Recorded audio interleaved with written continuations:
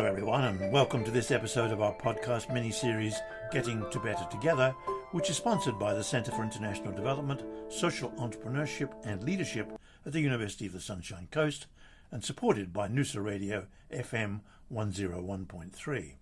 I am your host, Richard Borden. Before proceeding further, I wish to acknowledge the traditional custodians of this land, the Gubbi Gubbi people, and pay my respects to their elders past, present and emerging.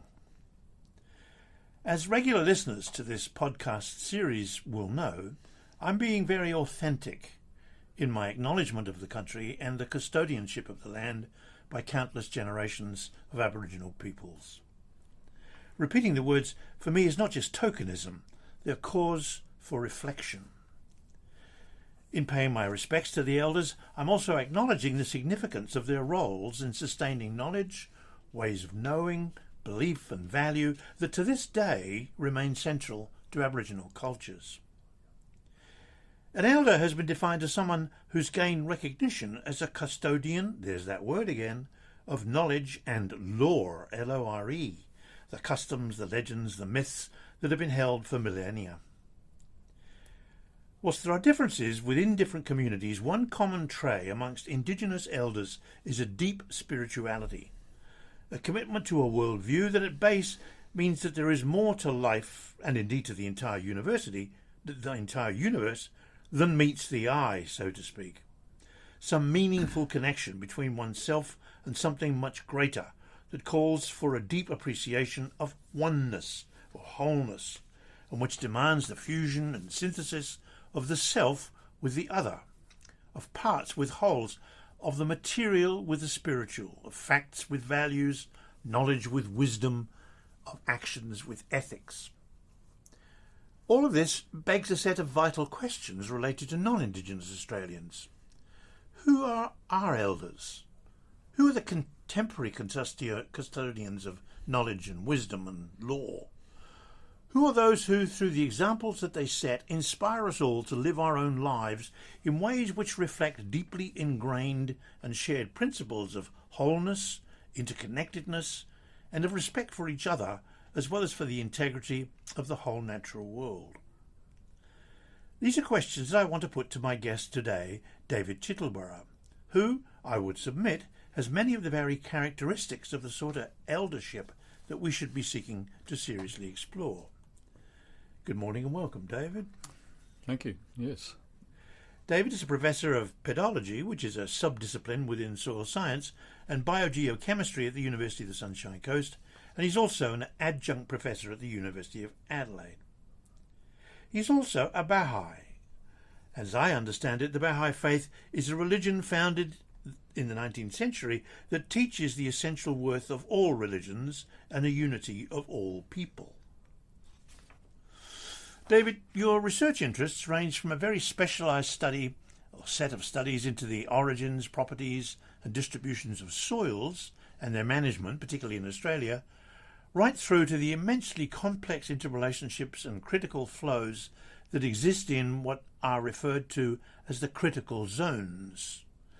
These, as you say, stretch from bedrock through aquifers, soil and the biosphere to the very top of plant canopies in the atmosphere, a sample of the wholeness of nature, so to speak. So let me start our conversation by asking you to briefly describe and explain more about this idea of critical zones and the work you're now currently doing in the creation of the Critical Zone Observatory Network.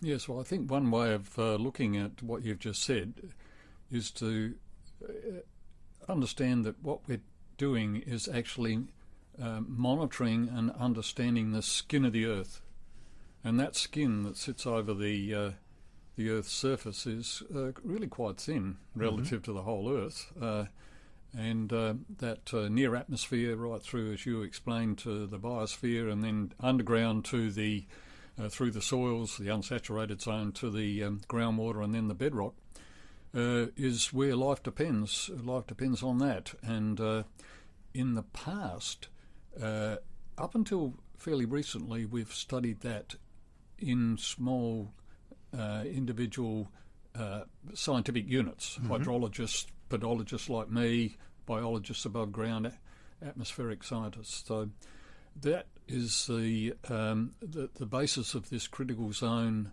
science that is now emerging, has done over the last 10, 12 years, since the concept of the critical zone observatories were established, first in the US, now spread to the other place in the Northern Hemisphere, is to try and overcome that, if you like, professional isolationism. I'm being a little bit broad there. Of course, we've always interacted, but this is a really conscious attempt to work together. So am I accurate in sort of quoting this as a slice of the wholeness of nature?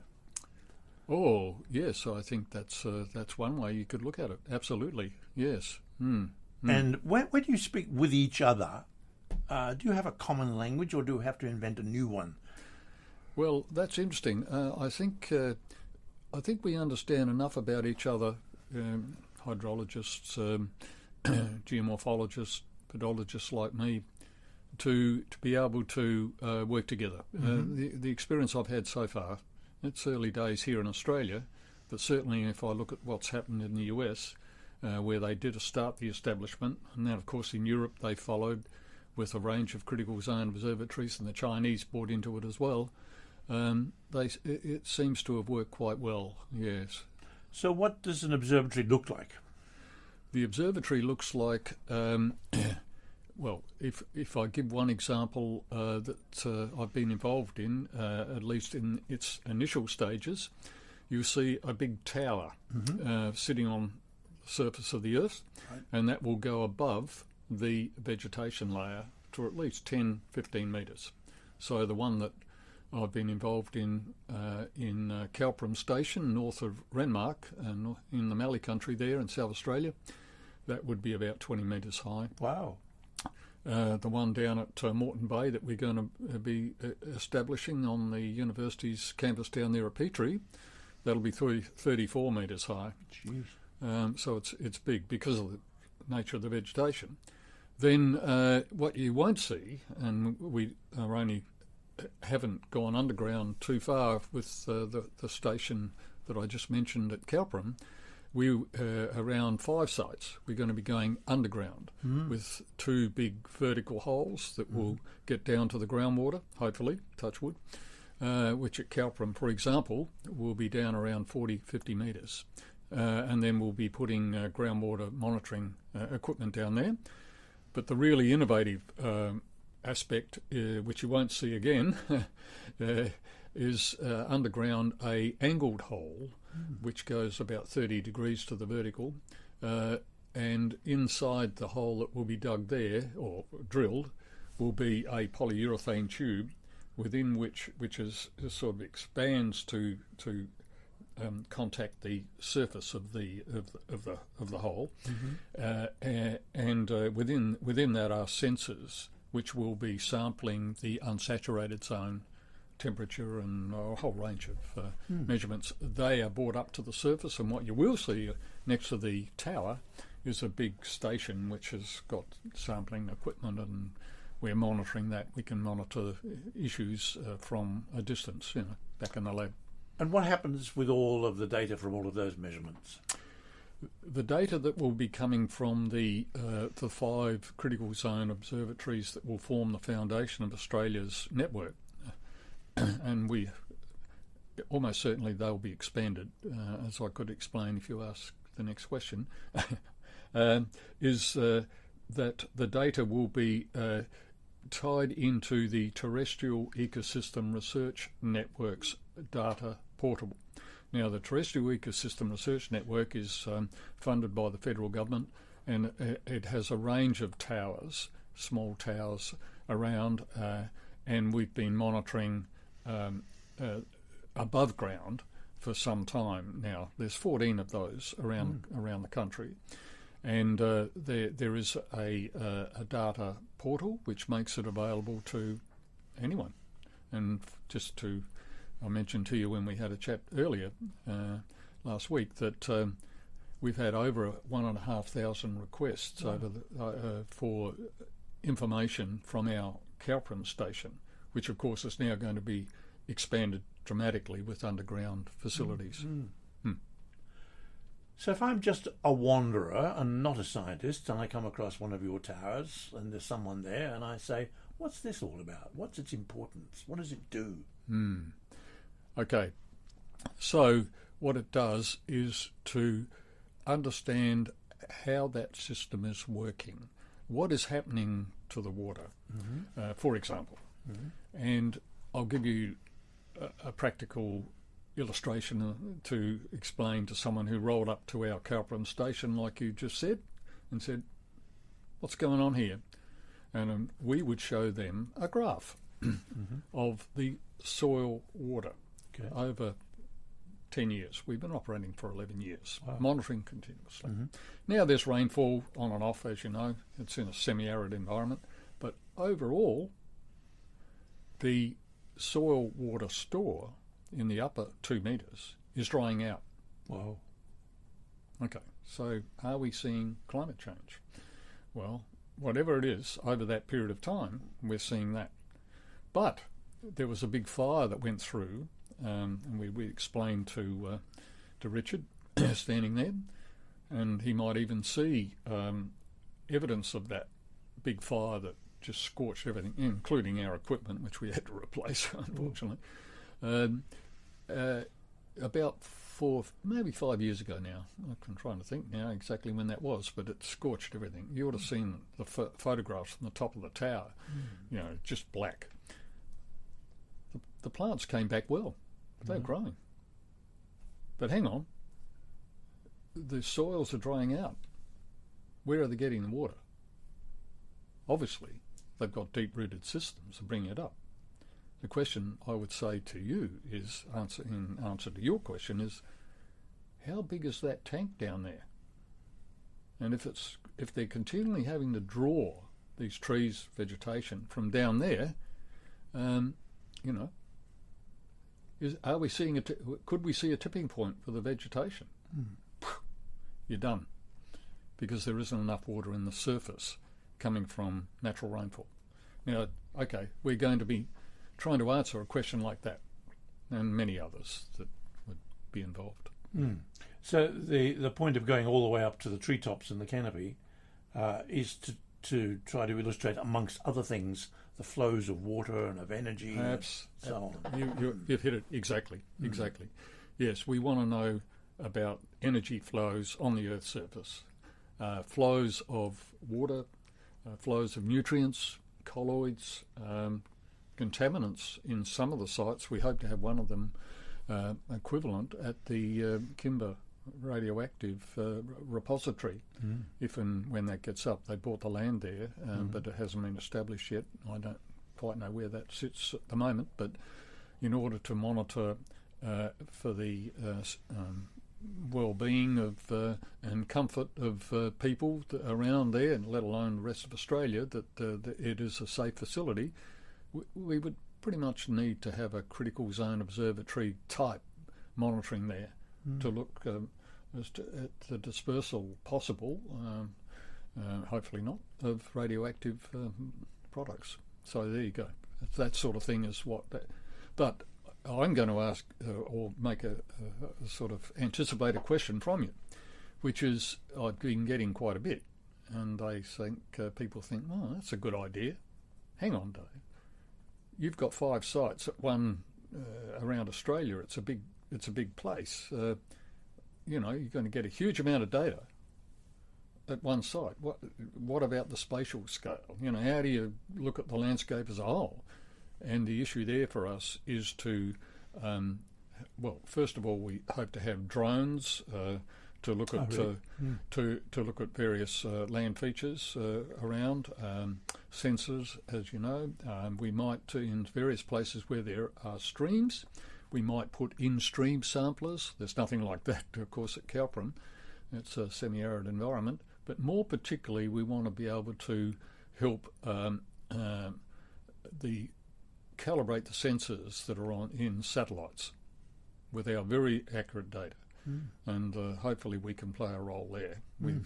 There is a Smart Sat CRC, Cooperative Research Centre, which is involved in monitoring, developing monitoring of Earth's resources. This is an Australian initiative, and we hope that we can interact with them.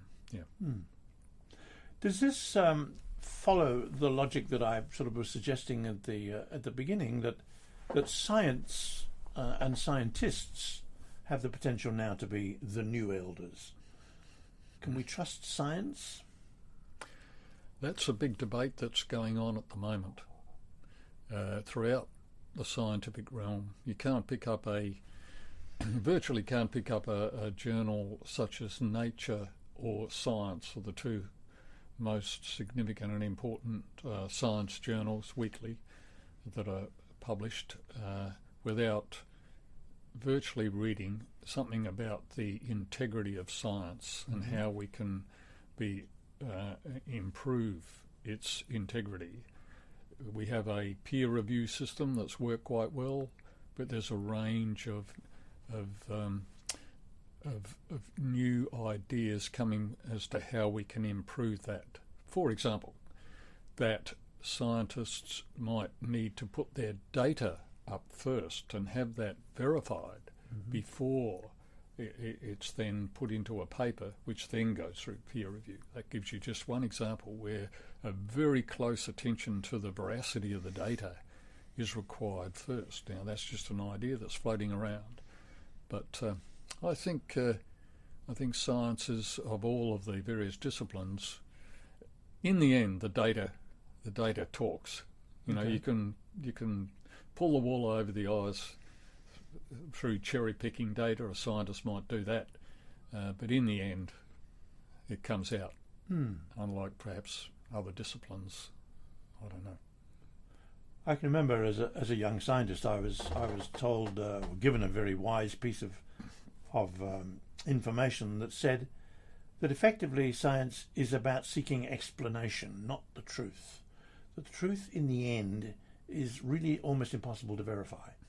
And this notion that science therefore is always making what we might call hypotheses, always making statements about, well, this is our best explanation so far, but there might be more to it yet. And that it seems to me that's a big impediment to people who don't understand science from that perspective. Right. Well, I think the best way of explaining that is to give the illustration and ask the person who asked that question, what's the what version of the mobile phone you got there? Oh, I got an iPhone 13. Did you have an iPhone 11? Did you have an iPhone 5? Answer would probably come back something like yes. Then you have agreed to the fact that science continually improves our knowledge, our position. Because do you want to go back to that iPhone 5? No thanks. Because they're acknowledging the vast improvement of that, and that's science.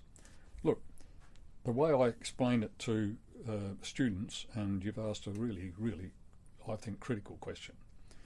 If we think of what we know as a sphere, then what we don't know, what we know we don't know, is the surface of that sphere. And as we improve, and out there, beyond the very surface, is what we don't know. But what science is doing is continually expanding that sphere, the volume of that sphere. But at the same time, the surface area of that sphere is increasing. In other words, what we know we don't know is increasing. And I would confidently say to you that we will never know everything. No, that sphere is just going to get bigger. I mean, that's good too. But that volume of what we know gives rise to the improvements in iPhone 5s and to iPhones 13s, or what, 14 now I think is out. So in some ways, scientists are custodians of ways of knowing as much as knowledge itself. Ways of knowing, yes, and the methodology lends itself to disproving things that propositions that are not correct. Yeah. mean, that's something also that is not generally known, I don't think. The fact that science really is about so-called falsification, where you're actually trying to prove that something is wrong, rather than trying to prove that something is right. Well, yeah, the best example of that in recent times was the gravity wave. When they first saw that blip on the sensor in the US, and then again in, I think it was Italy, they had the other really important sensor. They did, the researchers around the world, there's about 50 of them, physicists who are involved in that. They did not go straight to the media. They just, they kept mum, and they tried over. It's really interesting to hear what they did to try and knock down the fact that that was not true. And I'm not a physicist in that sense anyway, but I have read about all the various alternatives they went through until finally they said, yep, that was true. And of course they got the Nobel Prize for that amazing discovery. But that's the way it should always be. And that's why I worry about some of the TV things. You know, here on TV on 6 o'clock news, oh, great breakthrough. I just wonder whether someone's touting things too quickly. Anyway, we'll see. So where does your faith intersect with all of this? Yeah, well, as a Baha'i and a scientist, I have a strong conviction, and it's embedded in the Baha'i philosophy, that science and religion are complementary. They are one, and religion, propositions in religion, must be put to the scientific, and if science disproves that or shows it's not true, that religious argument should be discarded. If you don't, then religion is just can be just superstition. And of course science without any spirituality, we know where that can go, of course, in humanity, you know, abuses of the environment, materialism, you know, we don't, the two need to come together for the benefit of humankind. Strong belief, very, very strong belief of the Baha'i faith. I'm not sure that's very well known, is it? No. There's a sort of tendency for people to say, well, ever since the Enlightenment, there's been this major division, particularly as a result of Darwin in particular, and evolution, the idea of, no, evolution didn't occur, it was creationism. Yes, that's right. Yeah, religion has did itself a bad turn there. It still does, of course, when it comes to, like you've given an example of evolution. For goodness sake, the Baha'is believe very strongly in evolution. You know, I mean, give you an example. You get a mustard seed or a eucalypt seed. Do you see a eucalypt tree in there? The potential is in there, right? Yeah. So from that Big Bang, which is our best understanding at the moment about the universe that we see around us, there was the potential to form quartz. There was, I'm taking a geoscientist evolution now, one of my colleagues in the United States, Hazen, written an amazing article about the evolution of minerals on Earth. And these gradually expanded rapidly. They weren't there at the beginning. And then, of course, once the life began on Earth, the explosion in the number of minerals, because of the interaction of biology and the Earth's surface, gave rise to massive ranges of minerals that we never saw before. I'm just giving you but that's true of life, and humans are no different. I mean, that's a wonderful circle, really, isn't it? Because Aboriginals, as again I understand it, have this lack of distinction between the animate and the inanimate, and you know, there is science effectively saying the same thing. That there is this interrelationship. Without the interrelationship, neither would advance the way they have. Yeah, that's right. Yeah. I mean, I'm not saying that humans are animals or plants or whatever. There was the potential in there for them to have a soul. So I'm going to take a big leap here. and that humans are distinguished from the animal kingdom through their intellectual capability, which is just not present there. Well, I don't think it's a big leap. I mean, people all the time talk about the human spirit, and you know, everyone, I think, when conversations get deep enough, will actually expose the fact that they hold values that in the end have some mysterious element to them. That we get to the stage of saying, well, I can't explain that, or this is really not the place for science, like, for instance, arguments about ethics. That one can say, well, science really has nothing to say about ethics. You can talk about the psychology of why we might have an ethical way of knowing, but it can't say what is the right thing to do under any given circumstance. No, that's right. That's why I see religion as being very essential for our life on earth. But by religion, I don't mean that structural, organisational side. Often you hear now people saying that I'm not religious, but I'm spiritual. And what they really mean by that is that they hold dear honesty, truthfulness, altruism, self-sacrifice. Yeah.